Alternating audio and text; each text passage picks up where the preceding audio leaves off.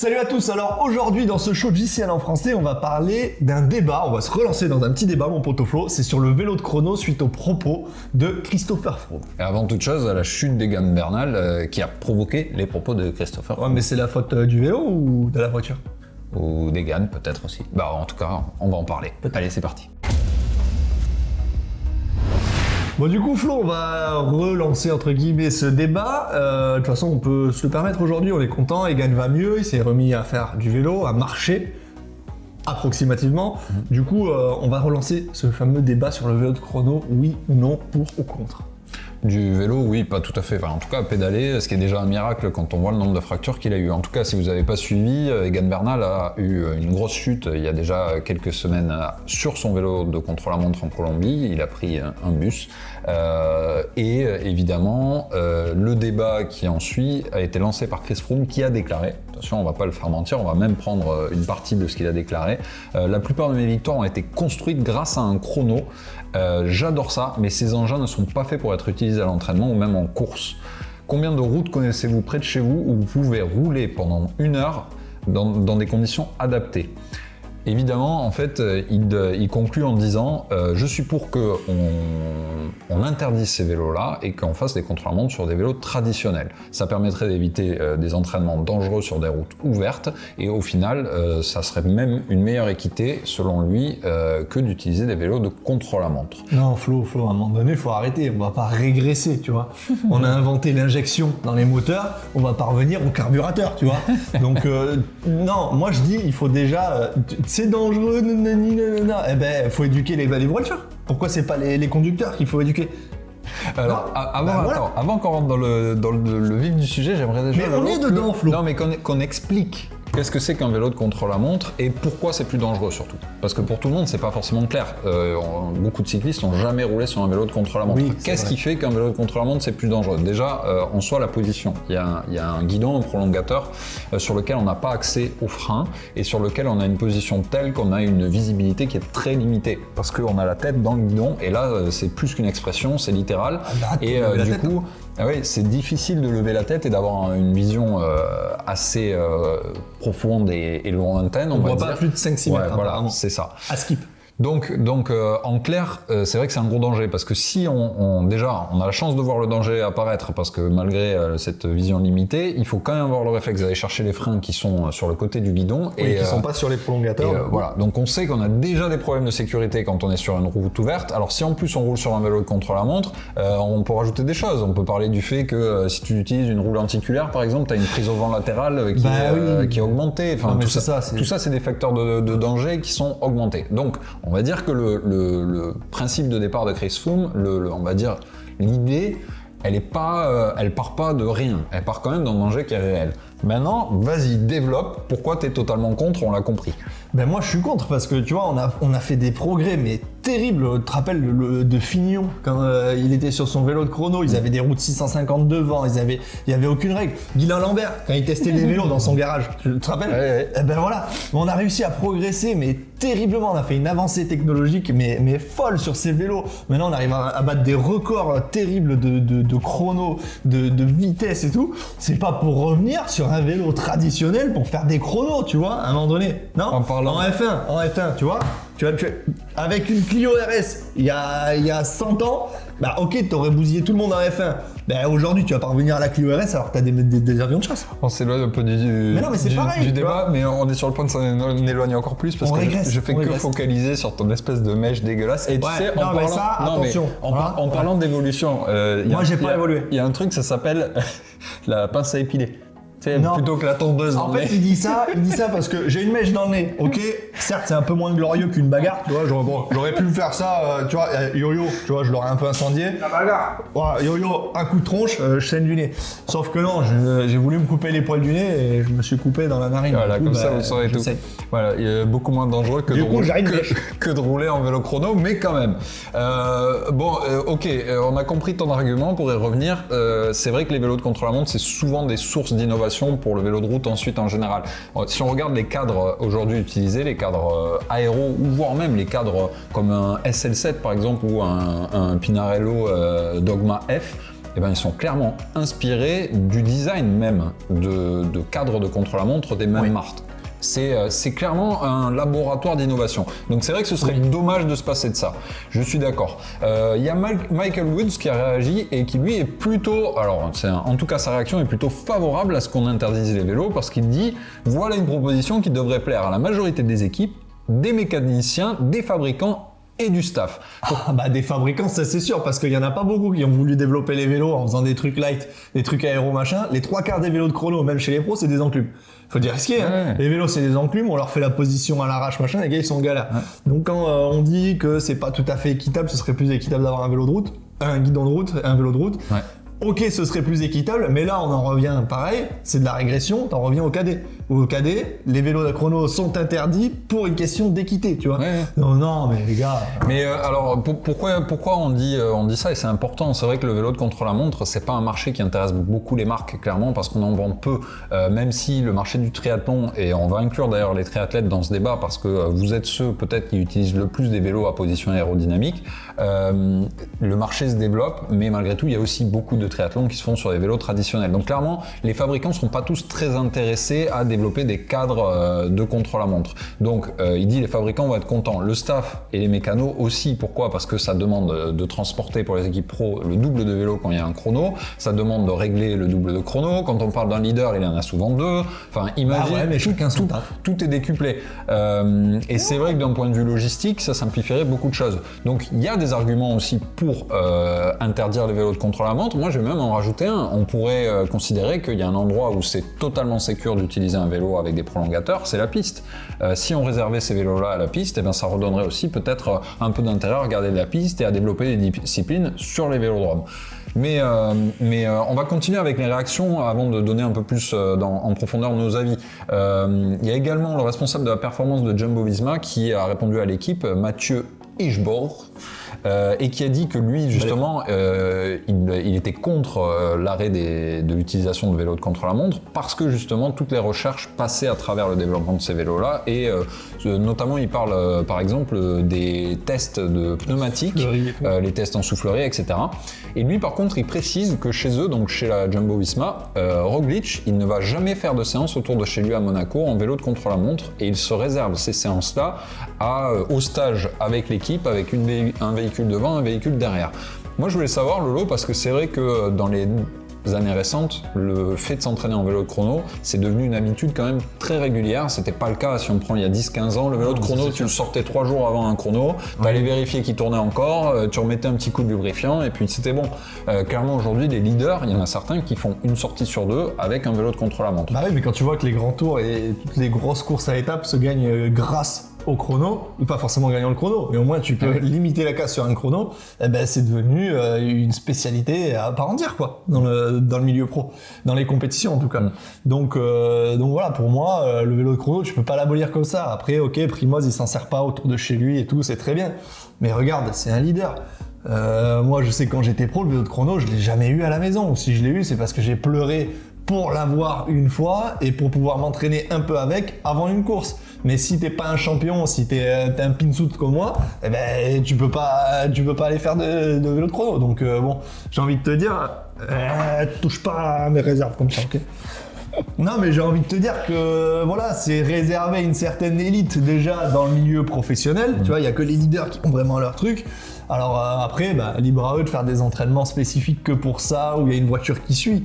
Mais en soi, ça rend pas la route plus dangereuse et ça rend pas les entraînements plus dangereux d'avoir un vélo de chrono. Ouais, je suis pas d'accord avec toi et je vais en revenir à nos amis triathlètes parce que c'est vrai que dans le milieu professionnel, il y a peu de pros qui utilisent au quotidien des vélos de chrono à l'entraînement, mais comme tu l'as dit, tous les leaders le font de plus en plus fréquemment. Par contre, il y a de nombreux triathlètes qui, eux, le font et pour qui c'est un vrai danger. Bon, alors déjà, tous les triathlons, on se court pas avec des vélos de contre-la-montre, hein, puisqu'on le sait, notamment les World Series, etc. C'est des vélos traditionnels, bien que maintenant il y a des adaptateurs qui sont autorisés, mais voilà. En tout cas, la position au prolongateur, quelle qu'elle soit, elle est plus dangereuse parce qu'il n'y a pas un accès direct au frein. Mais le vélo de contre-la-montre l'est encore plus pour les raisons qu'on vous a données, parce que vraiment la position est optimisée pour avoir la tête dans le guidon. Et en plus de ça, si on rajoute roue pleine, etc., on a une prise au vent latéral qui fait que le vélo, il est ingérable. Bref, moi je pense que c'est clairement pas des vélos qui sont faits pour aller sur une route ouverte. Et je pense qu'aujourd'hui, il n'y a aucune solution qui est proposée à un cycliste, qu'il soit amateur ou professionnel, qui veut s'entraîner en conditions de course pour le mettre dans des conditions safe, si ce n'est la piste. Mais on n'a pas tous un vélodrome à côté de chez soi. On est d'accord, mais ouais, mais après, le vélo de chrono, il faut le prendre en main aussi, comme tu disais tout à l'heure, c'est un peu compliqué à piloter, machin, donc si tu fais que de la piste à tourner en rond, là, comme un hamster, tu roules toujours tout droit, tu vas pas l'avoir en main, tu vas pas savoir comment virer, comment prendre tes virages, qu'ils soient en épingle ou qu'ils soient légers, ou même comment couper les trajectoires en restant sur les prolongateurs sans même toucher au frein. Donc là, je vois pas l'intérêt, du coup, de s'entraîner que sur un vélodrome ou faire que du home trainer. Il faut un minimum l'avoir en main. C'est d'ailleurs ce que dit, je vais prendre une autre réaction, lu sur l'équipe, Rémi Cavagna, qui dit que, lui, il est d'accord pour dire que c'est un sujet sensible, mais qu'il a toujours connu les vélos de chrono, qui ont toujours existé. Hein. Et comme toi, il dit, mais malheureusement, aujourd'hui, nous, on est obligé de s'entraîner en conditions réelles, parce que nos contre-la-montre, ils sont réalisés sur des routes de ville, de campagne, mais ils ne sont pas réalisés en soufflerie. Donc, c'est clair qu'il est obligé d'avoir une prise en main de sa machine, et pour ça, il ne peut le simuler que sur la route. Bon, néanmoins, il comprend quand même. Lui, il dit que le danger, il vient pas de l'objet en lui-même, mais de la recherche de position extrême. Et sur un chrono, on atteint 80 km/h, mais on voit pas à plus de 5 ou 6 mètres, ce dont on parlait. Ouais, mais ça, tout est relatif, encore une fois. Tu vois, on parle de soufflerie et compagnie. Alors oui, on recherche l'aéro au maximum, mais on recherche aussi le rendement maximum pour que le coureur, il arrive à développer le plus de force, de puissance dans ses pédales, en ayant cette position très inconfortable. Mais aussi pour garder au maximum de lucidité. Parce que forcément, si t'es penché comme ça, au bout d'un moment, à regarder vers le haut, bah, tu perds en lucidité et c'est là que ça devient dangereux. Mais justement, on fait toutes ces recherches en soufflerie et compagnie pour ça, pour lutter contre ça. Donc moi, je trouve ça débile de revenir en arrière là-dessus. Voilà. Bon, c'est sûr que ce serait une décision très extrême et de façon générale, je pense que si vous suivez la chaîne, vous savez qu'on n'est pas trop pour les interdictions de l'UCI. On est plutôt, bon, il faut un certain cadre, mais je trouve qu'ils interdisent déjà assez de choses. Mais pour une fois, je trouve que c'est un débat vraiment de fond et qui a le mérite de poser un vrai problème qui est celui de la sécurité sous un angle un peu différent de celui qu'on aborde d'habitude. Philippe Gilbert, pour avoir une autre réaction, lui, bon, il dit qu'il voit pas trop où Froome va en venir et le problème de sécurité, ben, on l'a aussi avec un vélo classique. Donc il en revient au fait que de toute façon, sur les routes ouvertes, lorsqu'on est en vélo, on a des problèmes. C'est vrai que ce serait dommage, clairement, de perdre des épreuves comme les contre-la-montre par équipe avec tous les vélos de chrono super alignés qui sont super esthétiques, les contre-la-montre individuels aussi, mais malgré tout, c'est des machines clairement qui sont dangereuses lorsqu'on les utilise sur une route ouverte et ça, tu peux pas m'enlever de l'esprit que c'est plus dangereux de rouler en vélo chrono qu'en vélo tradi lorsque tu es sur une route ouverte. Moi, je suis désolé, je pense qu'on cherche des problèmes là où il n'y en a pas. Et on en revient à la même chose, le disque. Oui, c'est dangereux, ça va découper des gens. Tout le monde roule en disque aujourd'hui, tout le monde. Et ça pose aucun problème à personne, tout le monde va s'acheter des vélos à disque et c'est dangereux pour plus personne. D'un coup, ah bah tiens, du coup, le vélo à disque c'est plus dangereux. Donc tu vois, c'est la même chose. Je suis désolé. Oui, bon, ça... Pas de régression, c'est tout. C'est vrai que ça c'est un autre phénomène, c'est quand même que le vélo c'est un membre un peu conservateur et que quand tu apportes une nouveauté, il y a toujours 2-3 excuses pour essayer de faire en sorte qu'elle apparaisse pas trop vite dans le champ des possibles. L'art de créer des problèmes là où il n'y en a pas. J'aimerais juste qu'on conclue un peu ce débat, puisqu'on a compris que globalement, nous deux, on est quand même contre le fait de les interdire, mais peut-être pour le fait de trouver des ajustements dans l'utilisation de ces vélos, notamment l'entraînement, pour essayer d'être le plus en sécurité possible. Notamment, moi, je conseille à toutes celles et ceux qui ont l'occasion d'utiliser ces vélos-là d'essayer de le faire encadré, c'est-à-dire en stage avec un véhicule ouvreur. Ou sur une route la moins fréquentée possible, clairement, parce que c'est pas un vélo à utiliser en ville. Bah ouais, tu regardes, ils font des stages dans les équipes, alors il y a les stages de pré-saison, il y a les stages en montagne. Bah pourquoi il n'y aurait pas des stages spécial chrono? Ouais, ça c'est une idée par exemple. On peut faire aussi des stages où on prépare ça. Mais bon, après, quoi qu'il arrive, tu seras obligé de rouler un minimum avec ton vélo avant l'événement. Oui, tu ne pourras pas faire qu'un stage avant la course. C'est certain. Ça me fait penser à une autre réaction. Je suis monsieur réaction aujourd'hui, mais ça prouve que c'est pas lui qui a écrit le script, déjà, parce qu'il a du boulot derrière. Et écoute-le, de suite. Il a fait que des copier-coller de trucs qui ont été dit par des coursiers. Non, en vrai, oui, c'est le principe d'une réaction, c'est que c'est pas toi qui l'as écrit. Mais moi, j'ai un cerveau, je retiens ce qu'il disait. Ah ouais, non, c'est tout. Ça, je vous laisse juger. Je me coupe la narine, mais je retiens des trucs. Voilà. Du coup, une des réactions qui, elle aussi, a fait un peu débat, mais qui est plus franchouillarde, c'est Cyril Guimard, qui a réagi un peu à chaud après la chute de Bernal sur la chaîne L'Équipe, et qui, lui, a dit que c'était sa faute. Il a dit, en gros, pour résumer un peu, il avait qu'à pas rouler sur un vélo de contre-la-montre en agglomération. C'est dangereux, tout le monde le sait, et c'est tant pis pour lui. De façon un peu abrupte, mais on le connaît, hein, on le connaît pour non, ça. Quoi, Du coup, on en revient à ce débat-là. Bah écoute, oui et non. Guimard, bon après on sait qu'il a toujours été un peu tranchant sur ses propos, machin. Alors d'un côté, oui, il a pas tort parce que tu fais une sortie vélo de chrono, t'essayes d'aller chercher les routes les plus larges, machin. Mais bon, tôt ou tard, peut-être que tu recroises des petites routes pour rentrer chez toi, tu vois. Alors oui, peut-être parce que Egan, il regardait pas devant lui ou machin ou ceci ou cela. Ok, peut-être. Mais d'un autre côté, tu peux pas taper sur un mec comme ça. Il a eu un carton, il s'est fracassé. Enfin voilà. Il y a le fond et la forme. Voilà. Enfin, il s'est éclaté. Je pense qu'il s'en veut assez. Et puis voilà. Donc c'est d'accord. C'est la faute aussi à pas de chance. C'est la faute à. Ok, il a un peu joué avec le feu, mais d'un autre côté, voilà. Guigui abuse pas, quoi. Du coup, ce que je voulais dire, c'est pour conclure sur ce débat, mon Lolo, je voulais qu'on parle de l'équité parce que ça, c'est un autre point qui est posé. Et notre poteau Léo Mainville, d'ailleurs, a été sollicité dans ce même article de l'équipe pour donner son avis. Donc, Léo travaille pour Specialized, il s'occupe notamment de la relation avec les équipes, et pour donner son avis sur ce débat. Clairement, il laisse sous-entendre que des marques comme la sienne investissent beaucoup plus sur le développement de telles machines que d'autres. Comme toi, tu l'as dit aussi d'ailleurs, hein, on veut incriminer personne, mais c'est certain que peut-être plus encore sur un vélo de contre-la-montre que quand on est dans un peloton sur le plat, là les différences elles se ressentent et elles sont très chiffrables. Toi, est-ce que tu penses, et on conclura là-dessus, qu'on aurait plus d'équité à utiliser des vélos de route demain si on met cette règle en place dans le peloton? Clairement. Ouais.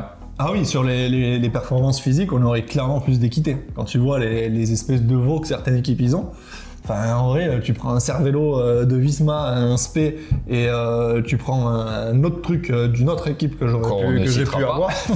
j'ai pu avoir, tu disais, non mais les gars, on est à des années-lumière, mais des années-lumière. Donc oui, il y aurait une certaine équité à avoir tous un vélo traditionnel. Mais en soi, tu vois, c'est contre le progrès. Donc, et ça tire, tu vois, au final, ça tire tout le monde vers le bas, alors que ça devrait tirer tout le monde vers le haut.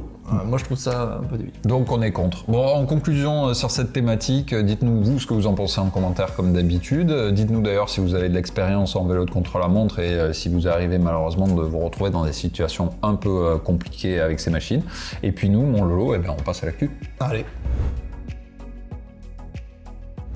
Cette semaine dans l'actu, c'est la préparation des championnats du monde. Et oui, mon Lolo, championnat du monde de e-sport. C'est le retour. C'est ce week-end, le 26 février, donc sur la plateforme Zwift. Vous en avez peut-être l'habitude puisqu'ils ont déjà eu lieu l'année dernière. Et cette année, 55 km de distance, 3 tours de circuit sur le Knickerbocker de New York. On aura 100 coureurs chez les hommes et 100 coureurs chez les femmes, avec la participation du poteau Nicolas Roche, qui est fraîchement retraité et qui s'est mis à danser avec les stars en Irlande, mais comme il a la bougeotte, il a décidé de se lancer ce petit défi, et pourquoi pas ramener un maillot irisé à la maison. Écoute, puis déjà sur le vélo. La bonne nouvelle, c'est que le ramener à la maison, dans ce cas-là, t'as même pas besoin de quitter la maison, tu vois. Ça, c'est pratique. Au moins, personne ne se postillonner dessus et se donner le Covid, machin. Bref. Et du coup, pour une question d'équité, Flo, c'est Wahoo qui sera sponsor de l'événement et qui va fournir tous les home trainers aux coursiers, soit le Kicker V5. Ouais, les mêmes que nous, on est pistonnés. C'est pas pour autant qu'on va le faire. Hein. Non, on n'a pas le niveau. Bon, en tout cas, c'est à retrouver ce week-end sur DCN+, comme tous les résultats de la semaine passée. Alors on est désolé, on va pas vous les donner parce que pour des raisons de production, on a dû tourner cette émission avant la fin du week-end. En vrai, c'est qu'on part en vacances. Enfin, il part en vacances. Voilà. Vous pourrez suivre les aventures de toute façon sur les réseaux sociaux perso comme d'habitude. On peut vous dire en tout cas que si vous voulez tout revoir sur la plateforme DCN+, il y a les résumés des courses et toutes les courses en français et en replay. Vous pouvez les revoir à tout moment, et notamment la belle victoire d'étape un petit peu chanceuse de David Gaudu à la Volta d'Algarve. C'est la course, c'est comme ça. Voilà. Mais bon, j'imagine que d'ici la fin du week-end, il y aura plein d'autres choses à voir et à raconter, donc n'hésitez pas à aller sur DCN+. Bon, là, on conclut sur le vélo de la semaine. Ouais, alors là, on revient encore une fois sur une marque qui nous est à peu près chère, parce que j'ai l'impression qu'on le met souvent, on met souvent cette marque en avant. Ouais. C'est sur le Factor O2 de Simon, qui est au sommet du Mont Ventoux. Donc, très beau bleu, très belle photo. très beau col, j'ai envie de te dire. Mais de belles performances surtout, parce que monter le Ventoux en février, nous on l'a fait déjà en avril, vous savez dans quelles conditions. On voit qu'il y a de la neige derrière. Hein, donc... Il y a de la neige, donc il a dû se meuler un peu. En montant peut-être pas, mais c'est en descendant surtout. Ouais. En plus c'est le vélo de Romain Bardet, non? Je pense que c'est le 2019, ouais. On domine le petit G2R sur le top tube, tu vois, et les roulettes Ceramic Speed. C'est vrai, équipé Endurace avec les roues Black Ink, donc voilà, c'est une belle machine, ça reste une belle machine aujourd'hui, hein, 2 ans, un peu plus de 2 ans après, c'est un très beau vélo. Évidemment, en 2 ans, ce qui a changé, c'est que il est encore à fin traditionnelle. Par contre, encore une fois, Flo, on le dit pour le vélo de la semaine, on met son vélo en valeur. Ouais. Donc, grand plateau, petit pignon, manivelle à l'horizontale, parce que là, c'est pas le cas, du coup, je le redis. Voilà, et on essaye d'avoir une jolie vue. Ouais. Voilà. Enfin, et si on peut avoir les valves bien calées et tout, c'est mieux. Lolo, la vue, là, on l'a. Et surtout, en haut du Ventoux, tu aurais pensé, toi, à mettre tout à droite? J'aurais même pas pensé à faire une photo, je suis rentré à l'apéro. Bon, mon Lolo, c'est l'heure de conclure. En tout cas, pendant mon absence, vous ferez le vélo du mois. Tu me diras qui a gagné. Et puis, écoute, bon courage, hein, parce que... bon courage à toi. Tu as dansé la lambada, on m'a dit. Va falloir écrire des scripts. Je vais rendre visite à notre poteau Egan Bernal pour voir s'il se remet bien de sa blessure. Voilà, vous l'aurez compris, je pars en Colombie, donc voilà. On se retrouve bientôt, mon poteau. Ouais, ne fais pas kidnapper dans la forêt. Allez, bisous. Allez, salut.